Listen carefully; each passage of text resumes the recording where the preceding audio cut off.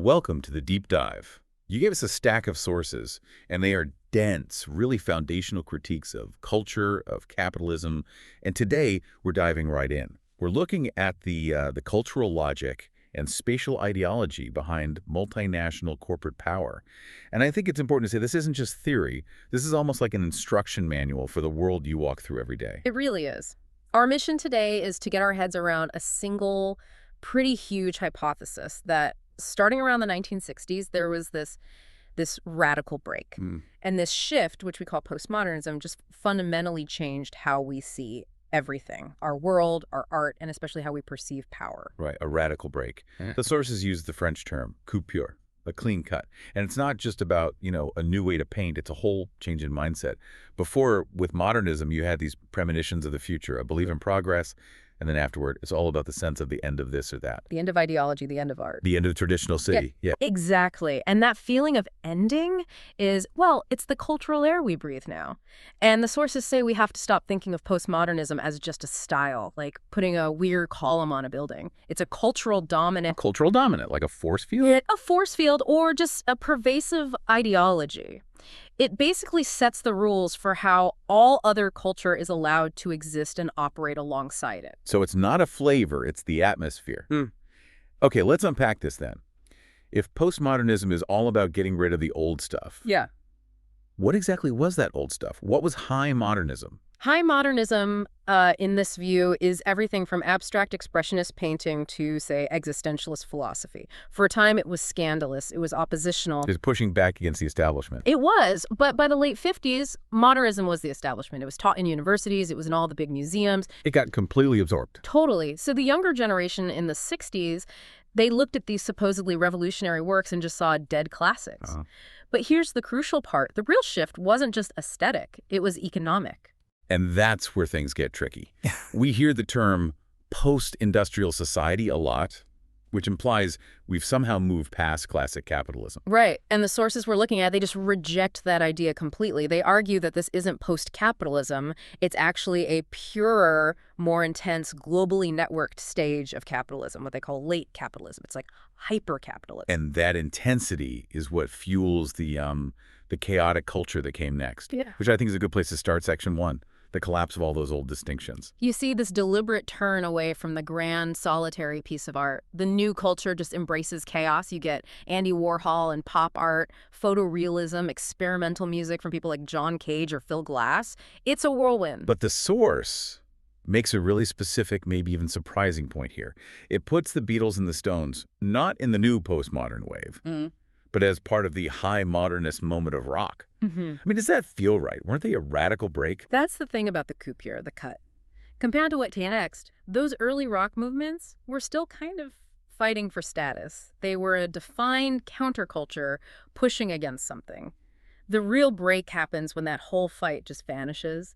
The main event is the effacement of the frontier between high culture and mass culture. So the old modernist critic would complain about, schlocky TV shows and kitsch.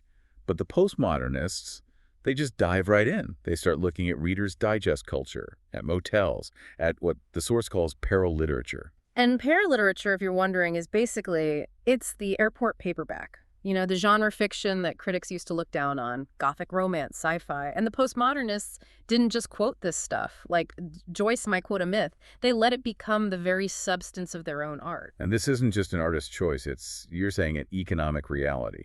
Aesthetic production became integrated into commodity production generally. That's the key takeaway. In late capitalism, there's this frantic economic urgency to produce new stuff all the time. A new line of clothes, a new ad campaign. So aesthetic innovation suddenly has this increasingly essential structural function.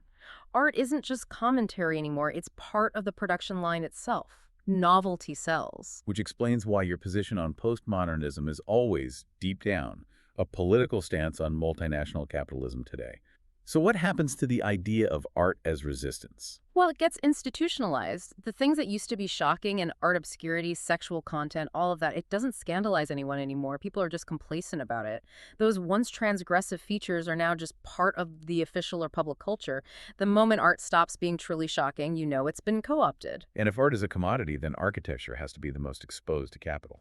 Exactly. I mean, architecture is closest constitutively to the economic. It's tied to land values, huge commissions, corporate patrons. So it's no surprise that the explosion of postmodern architecture is strictly contemporaneous, with the expansion of multinational business patronage. Which makes architecture the perfect lens to see these changes. And that brings us to section 2, and the experience of hyperspace. Postmodern architecture really began with a powerful critique of high modernism, of the international style, the glass box, Le Corbusier, Mies. They were blamed for the destruction of the fabric of the traditional city. Right, this is Robert Venturi's famous line about the building as a monumental duck. Yes, the duck is a building where the form is the message. It's just a big sculpture. Venturi argued for a decorated shed instead, a simple box covered in signs. And this was seen as the populist turn, learning from the chaos of Las Vegas instead of imposing some abstract utopia. But this so-called populism leads us somewhere else entirely. To the Westin Bonaventure Hotel in downtown LA by John Portman. This building is the ultimate case study for what the source calls postmodern hyperspace. And if we connect this to the bigger picture, the Bonaventure is seen as a mutation in built space itself. The source puts forward this really kind of terrifying idea that we, as human subjects, simply haven't evolved to deal with this new kind of space. It says we would need to grow new organs just to comprehend it. You're walking into a space that makes your own body feel obsolete. Wow, that's a visceral way to put it. So how does the design actually create that feeling of alienation? It uses 4 key strategies. First is closure. The Bonaventure wants to be a total space, a miniature city. It doesn't want you to leave. So its entrances are these little backdoor affairs. It doesn't want to join the city. It wants to be the city. And the second strategy on the outside is repulsion. Exactly. That reflective glass skin, it repels the city outside. When you look at it, you don't really see the building. You just see these warped, distorted images of everything around it. It creates this placeless dissociation. Okay, third, what about the movement inside? The famous glass elevators. That's movement as sign. Portman called them people movers, a term he got from Disney.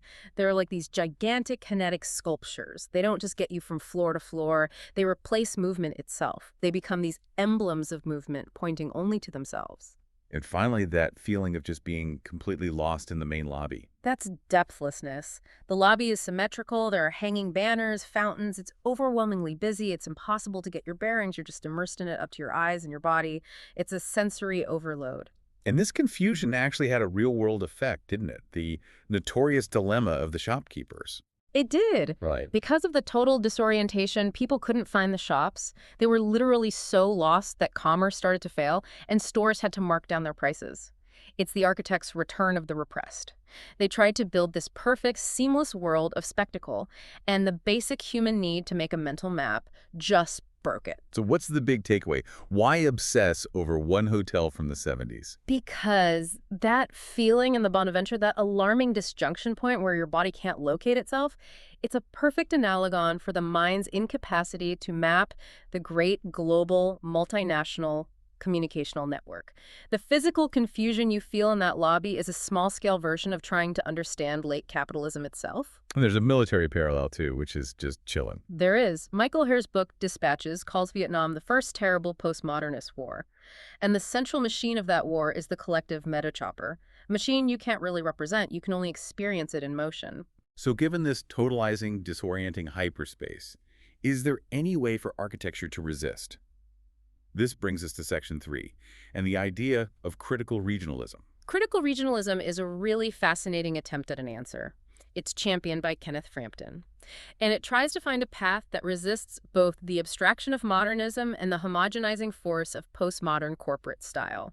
He calls it an arrière-garde, a rear-guard action, fighting on 2 fronts. And where does this rear-guard action happen? It focuses on these culturally coherent zones. Think of places like Catalonia or parts of Japan or Denmark, places that are a bit distant from the full force of global modernization. And this distance allows regional traditions to develop and push back against the standardized global look. So if the Bonaventure is all about spectacle and signs, what values does critical regionalism focus on? It emphasizes the tactile, the tectonic, and the telluric. These are what root the building back in physical reality. Okay, let's break those down. Tectonic, what does that really mean? The tectonic is about structure. It privileges the joint as the primordial tectonic element. Think about a master woodworker, where the beauty is in how two pieces of wood are joined together. It's about revealing how the building is made, making the structure itself the aesthetic. And the telluric. That's a direct attack on the abstract corporate grid. It's the opposite of a generic concrete slab that can be built anywhere. Here, the construction is meant to unveil and even produce the specific character of the site itself. The ground, the light. So it's not anti-modern, but it tries to include and diffuse technology. Do you have an example? Jorn Udsson's Bagsverd Church is a perfect one. The outside uses modern concrete and modular assembly. It's technologically efficient. But the inside vault has this double life. It uses that modern structure to create forms that allude to Chinese pagodas and old Nordic churches. So the technology is there, but it's been transformed by local culture. Or someone like Taro Ando, where modern technology is wrapped within this intense Japanese focus on light and detail. It's an assertion of cultural identity. Right. And that brings us to the political dilemma. This kind of architecture is forced to be allegorical. The single building becomes a metonym for the entire regional culture. It's a symbolic act of resistance. And that idea of symbolism leads us right into Section 4, the instability of political space. Because the political meaning of these buildings isn't fixed, is it? It's incredibly volatile. Not at all. Architecture, when it tries to be political, is always caught between the local zoning laws, city bosses, and the global, transforming all of society. And the local fight becomes an allegory for the big one. But that symbolism can flip on a dime. The source mentions the sugar candy pastel postmodern style. One minute it can feel like a heroic repudiation of the boring glass box, and the next it's the official style of 1980s ultra-consumerist speculation. So how can a building have a stable political meaning? The source argues that it can't. No work of art is political once and for all. And architecture is the most repressible art form. You can live in a building and just completely ignore what it's trying to say. A political reading requires an active, allegorical use by the person looking at it. The meaning isn't in the bricks, it's in the interpretation. Which puts us back at the utopian problem. How do you create something radically different? Right. You have the irony trap can, you copy capitalist forms with a little wink and call that criticism.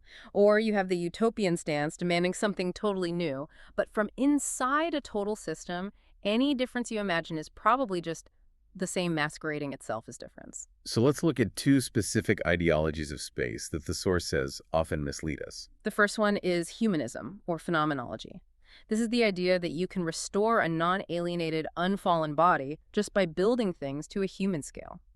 Make cities easy to map, build nice plazas, and people will feel whole again. But the source calls this bad utopianism. Why is that bad? Isn't a beautiful, walkable city a good thing? It's good, but it's resurrection without politics. It assumes people will react directly to beauty when their senses are already clogged and diminished by the alienation of the system itself. It's trying to solve a huge structural problem with a nice park bench.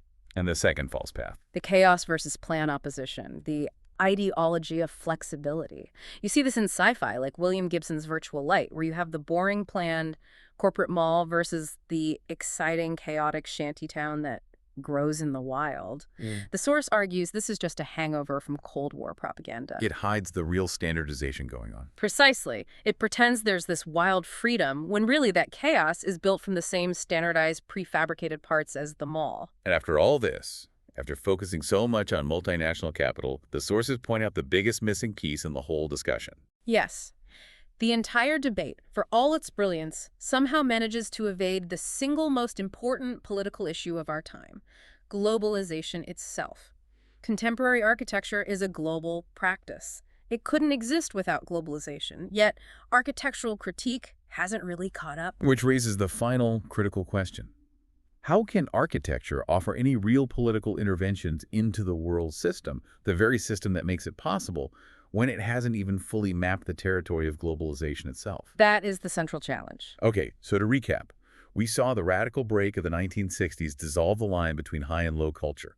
We saw art get sucked into the commodity cycle. We took a walk through the terrifying, disorienting hyperspace of the Bonaventure Hotel, which acts as this metaphor for the global network we can't map.